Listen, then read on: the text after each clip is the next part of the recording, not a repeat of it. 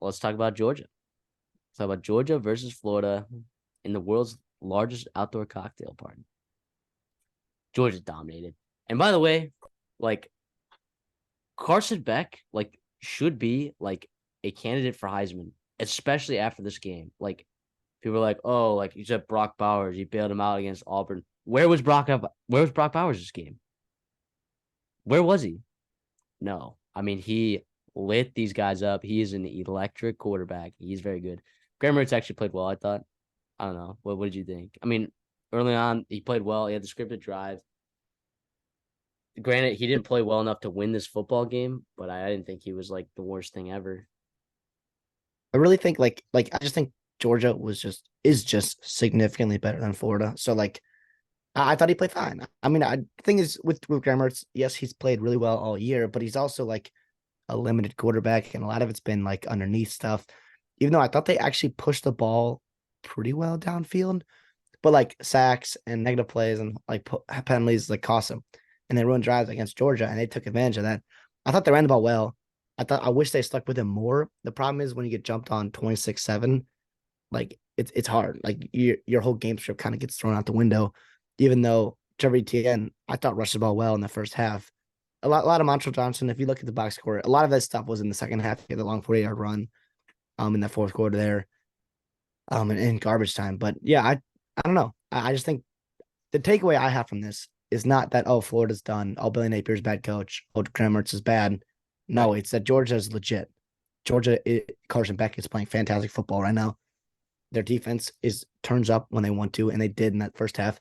I do thought so that fourth down play, right? That 4th and inches, whatever that they did that trick play where they snapped it underneath Graham Mertz's leg. They thought they were going to do a tush push, and then they rolled out Etienne. He was going to throw the ball.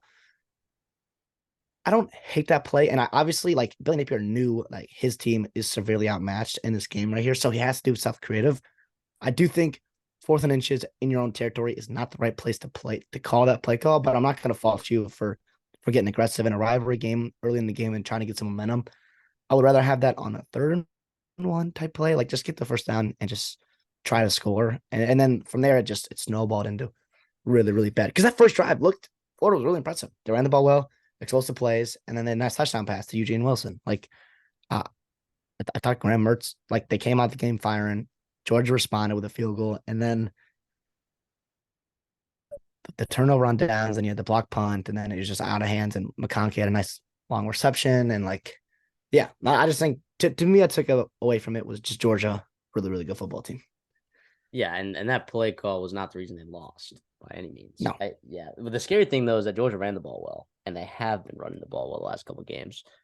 That's what's pretty scary. Because, before the offense, it was Carson Beck, it was Brock Bowers. Ladd McConkey was hurt, now he's back, and now it's featuring Ladd McConkey a lot. It is pretty scary that Georgia's finding a way to run the ball now. And down the stretch, the team should be pretty nervous. Teams should be pretty nervous that they're finding a way. It benefited, some teams, it benefits a lot to, play kind of a lighter schedule early in the season, kind of figure yourself out, right? Some teams, it doesn't benefit you because you're never battle tested. And when you play that one game where you're not ready to go, you just kind of get walloped or you get punched in the mouth and you don't know how to respond. This Georgia team, I think, benefited from playing a lighter schedule because they were able to figure themselves out and get healthy. Yep. Now, granted, Brock Bowers is injured, but it feels like everyone else is kind of getting healthy around there. So that's pretty scary right now. Pretty scary. We both picked Florida plus 14.5 for Georgia to win. If we were to do this again, I would obviously take Georgia, and there's no questions. Yeah, no, I don't hate that. Like you said, that running the ball effect. I thought Milton, I don't know what's wrong with Kendall Milton. He was obviously a 5-star kid out of California. When he came out, he hasn't quite lived up to that billing. I thought his freshman year, he probably ran the ball best. I know he's battled injuries, and he's getting into his upperclassmen years. I thought last week he was pretty good. I think Edwards kind of just outshined him this week. I mean, it might also just be someone different every week.